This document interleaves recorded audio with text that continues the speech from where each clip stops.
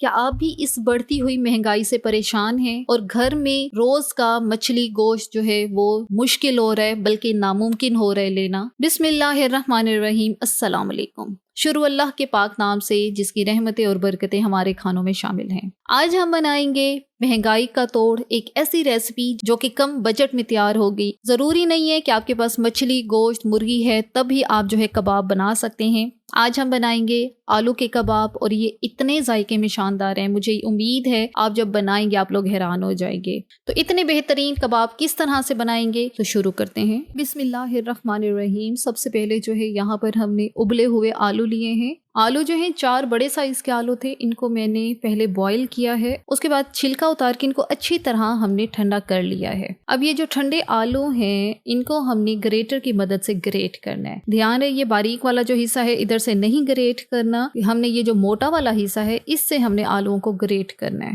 ابلے ہوئے آلو ہیں، بہت جلدی یہ جو ہیں گریٹ ہو جائیں گے۔ اب آپ سوچ رہے ہوں گے کہ ہم لوگ یہاں پہ اس کو میش کیوں نہیں کر رہے؟ ہم اس کو میش اس لیے نہیں کر رہے کیونکہ آلو جو ہے اس کے اندر سٹارچ ہوتا ہے اور میش کریں گے تو ایک دم وہ جو آمیزہ ہے وہ اتنا فلوئی اور لیس دار سا بن جائے گا کہ ہمارے شامی اتنے اچھے نہیں بنیں گے، کیونکہ ہم چاہتے ہیں ہمارے شامی کرسپی اوپر کی لیئر ہو اور اندر سے وہ سافٹ ہونی چاہیے، تو اوپر کی لیئر بھی اتنی کرسپی نہیں بنے گی۔ اس لیے یہاں پر ہم جو ہے آلووں کو گریٹ کریں گے، لیکن دھیان رہے آلو ٹھنڈے ہونے چاہیے۔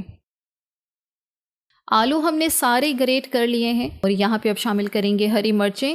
3 سے 4 ہری مرچیں لے کے ان کو چھوٹا چھوٹا کاٹا ہے وہ ڈال دی ہیں۔ ایک درمیانے سائز کی پیاز، اس کو بھی بالکل چھوٹا چھوٹا آملیٹ کٹ جس کو ہم لوگ کہتے ہیں وہ کاٹ کے ہم نے ڈالی ہے۔ ہرا دھنیا، اس کو بھی چھوٹا چھوٹا کاٹ کے ڈالا ہے۔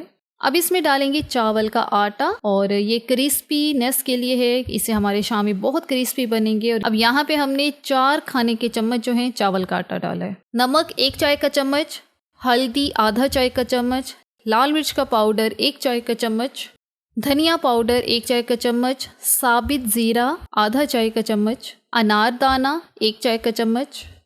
زیرہ جو ہے ثابت ڈالا ہے اور یہ جو ہے روسٹڈ ہے، اس کو میں نے پہلے ہلکا سا بھون لیا تھا۔ خالی فرائی پین میں یا توے پر آپ نے اس کو ہلکا سا بھوننا ہے، پھر وہ جو زیرہ آپ ڈالیں گے اس کی جو خوشبو ہوگی یقین کریں بے انتہا مزے کے آپ کے کباب جو ہیں وہ ریڈی ہوں گے۔ اب یہاں پہ ہم نے اس کو ہلکا ہلکا مکس کرنا ہے۔ اب یہاں پہ ڈالیں گے لال مرچیں، یہ وہی لال مرچیں ہیں جو کہ ہری والی ہوتی ہیں اور وہ پڑے پڑے میرے پاس لال ہو گئی تھیں، تو اسی لیے ان کو کاٹ کے یہاں پر ہم نے شامل کیا ہے۔ اب یہ جو سارا آمیزہ ہے اس کو ہم نے مکس کرنا ہے۔ یہ ہماری جو آلو ٹکی ہے یقین کریں یہ کم بجٹ میں تیار ہوگی لیکن کھانے میں اتنی لذیذ ہے، اتنی مزیدار ہے، اتنی اسپائسی اور چٹخارے دار سے یہ بن کر تیار ہوتی ہے کہ آپ اس کو چاولوں کے ساتھ بھی سرو کر سکتے ہیں۔ آپ کے پاس شامی کباب یا کسی بھی طرح کے گوشت والے کباب نہیں ہیں تو یہ والے ٹکی بنا کے آپ سرو کریں، یقین کریں آپ کے مہمان بھی جو ہیں وہ حیران ہوں گے کہ اتنے مزیدار آلو ٹکی کس طرح سے بنی ہے۔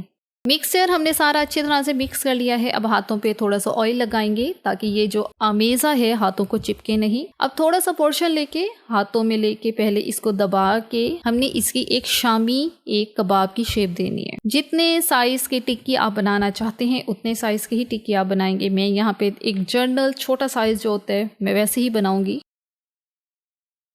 تو یہاں پر ایک ٹکی ہماری ریڈی ہو گئی ہے۔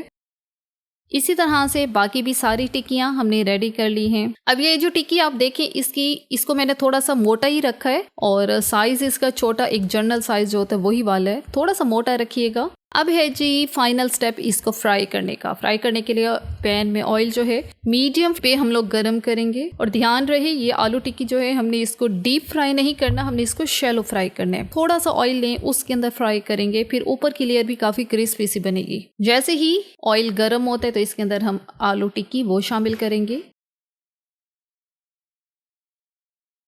1 سے 2 منٹ کے لیے ایک سائڈ کو فرائی کرنا ہے۔ فرائی ہم نے لو میڈیم آنچ پہ کرنا ہے، بہت زیادہ ہائی فلیم پہ ہم نے اس کو فرائی نہیں کرنا، یہ نہ کہ یہ اوپر سے جل جائیں، اندر سے جو ہے کیونکہ اس کے اندر ہم نے چاول کا آٹا ڈالا ہے ظاہر ہے اس کا بھی پکنا بےحد ضروری ہے، تو آپ نے اس کو ہلکی آنچ پہ فرائی کرنا ہے تاکہ اوپر کی لیئر کرسپی اور اندر سے بھی یہ اچھی طرح سے پک جائے۔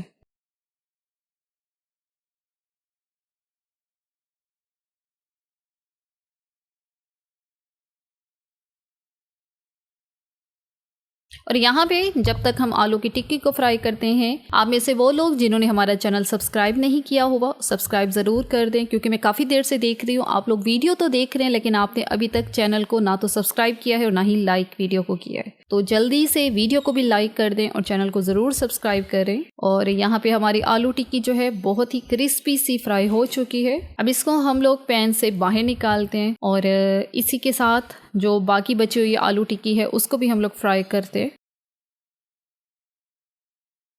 तो बस ये यहाँ पर हमारी बहुत ही बेहतरीन, बहुत ही शानदार, क्रिस्पी और कम बजट में बनने वाली आलू टिक्की जो है वो तैयार हो गई है। अब मैं इसको यहाँ पर सर्व कर रही हूँ दही पुदीने वाले रायते के साथ। आपकी अपनी चॉइस पर है, आप इसको केचप के साथ सर्व करना चाहें तब भी कर सकते हैं, लेकिन मेरा मानना यह है कि आलू टिक्की हमेशा पुदीने वाले रायते के साथ ही बेहतरीन लगती है। आप भी इसके साथ जरूर ट्राई कीजिएगा। एक टिक्की मैं आपको तोड़ के चेक भी करवा देती हूँ। ऊपर की लेयर बहुत क्रिस्पी है और ये उसी वजह से है कि हमने इसको हल्की आंच पे ज्यादा टाइम के लिए फ्राई किया है। फ्राई जो है हमने इसको किया है 7 से 8 मिनट के लिए। 7 से 8 मिनट बहुत इनफ है इनको फ्राई करने के लिए, लेकिन आंच लो मीडियम ही रखी थी ताकि ये ऊपर से जले भी नहीं। इसी के साथ ही आज की वीडियो का यहाँ पर इख्तिताम करते हैं। अगर आपको ये वीडियो अच्छी लगी है तो चैनल को सब्सक्राइब किए बगैर नहीं जाना, वीडियो को लाइक भी जरूर करना है। इंशाल्लाह अगली दफा एक और बहुत अच्छी सी वीडियो लेके आपकी खिदमत में हाजिर होंगे। तब तक के लिए अल्लाह हाफिज।